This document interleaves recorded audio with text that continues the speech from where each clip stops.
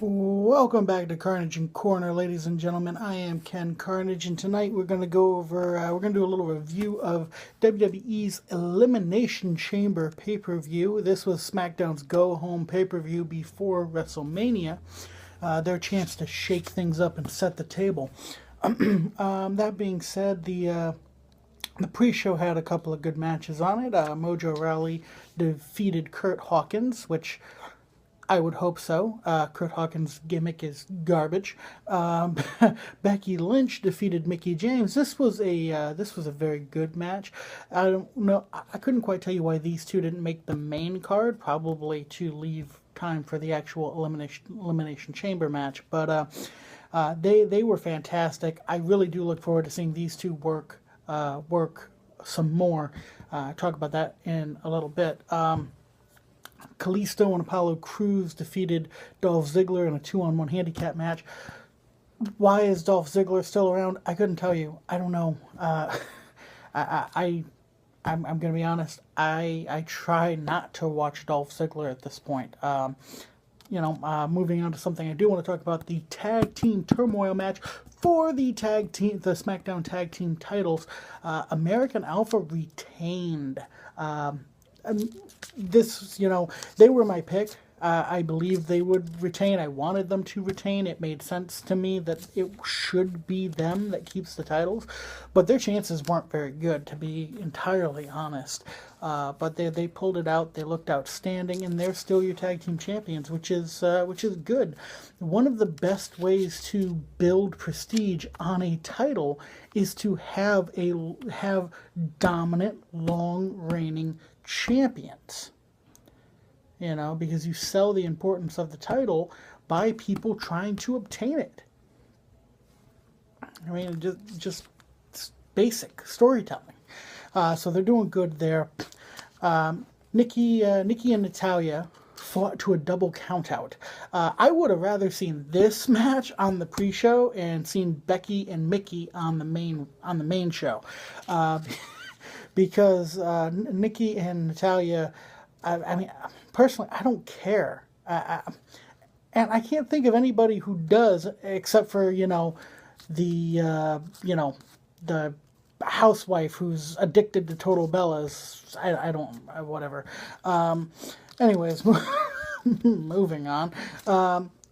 Randy Orton versus Luke Harper. This was just basically a throwaway match to give Randy something to do, and Orton defeats Luke Harper, which, I mean, I get it. Randy just won the Royal Rumble. You can't really bury the guy, but at the same time, I personally, I hope Harper gets something out of this. I would like to see a long-standing run with Harper. I really would. I'd like to see Harper do something. If he's not running at a world title, let's put the IC title on him. Let's do something with the guy, because the fans have always gravitated towards Harper. Aside from Bray, he's always been the member of the Wyatt family that the fans most gravitated to. So I would say it makes sense to have something substantial moving forward with Luke Harper. Naomi defeated Alexa Bliss to become the SmackDown Women's Champion. This one I did not see coming. Now, first off, good for Naomi. She's been there for a long time with no title run, so good for her. I don't think she's going to have a very long title run, to be entirely honest. She's probably acting as a transitional champion. But I mean, I personally prefer a heel champion. I like a chasing babyface. The babyface should be chasing, and the heel should be cheating to win. And that way, it means more when the babyface finally wins. I prefer the Ric Flair over the Hulk Hogan. If you know what I mean. Ric Flair was the champ, and he was always a heel, and people had to chase him. Ricky Steamboat chased him.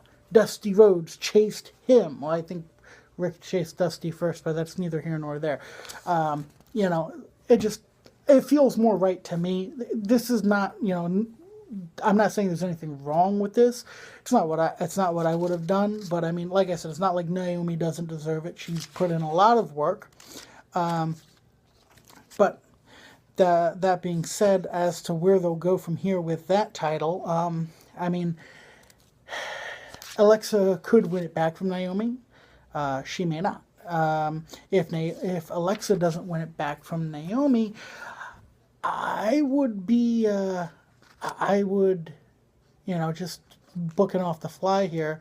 I mean, we could have Naomi drop it to Mickie James. That way, Mickie can eventually drop it to Becky Lynch. And then we end up with Becky Lynch having to defend her title again against Alexa, who, you know, with Alexa saying, "You never beat me for that championship," yada, yada, yada, yada, yada, yada. You know, I mean, you can write around it. I don't know what they'll do. That's one idea. There's a million things that could work. You know, I'm sure they have a plan. Moving on to the Elimination Chamber match, I had been asking myself all night, why do they keep calling it the all-new Elimination Chamber? Well, now I know. They made the chain link give more. They took away the grates on the floor. There's padding on the floor now. They made this match a lot less brutal, which is, it's good for the participants, but you know, you spent all pay-per-view making this match sound, you know, selling up how brutal this match is and showing all this old footage, and then all of a sudden you show us the new chamber like we're not going to see the differences. But that being said, the Elimination Chamber match was fantastic. You know, everybody got their little chance to shine. You know, The Miz did, Corbin did, Cena, of course, you know, Cena was there to the final three. Came down to AJ and Bray Wyatt. Bray Wyatt became the new WWE champion. Left me with a question. You know, Randy Orton won the Royal Rumble. Bray Wyatt is now the WWE champion. Of course, Randy Orton, a member of the Wyatt family. You know, what's going to happen there? Are they going to have a match? Apparently, because I missed SmackDown, but apparently Randy Orton has forfeited his status as number one contender because he does not wish to fight Bray. So I don't know what the hell they're going to do. I don't know who they're going to have face Bray Wyatt. I know this much. It should definitely not be John Cena. I really hope it's not John Cena. It's bad enough they let him tie Ric Flair.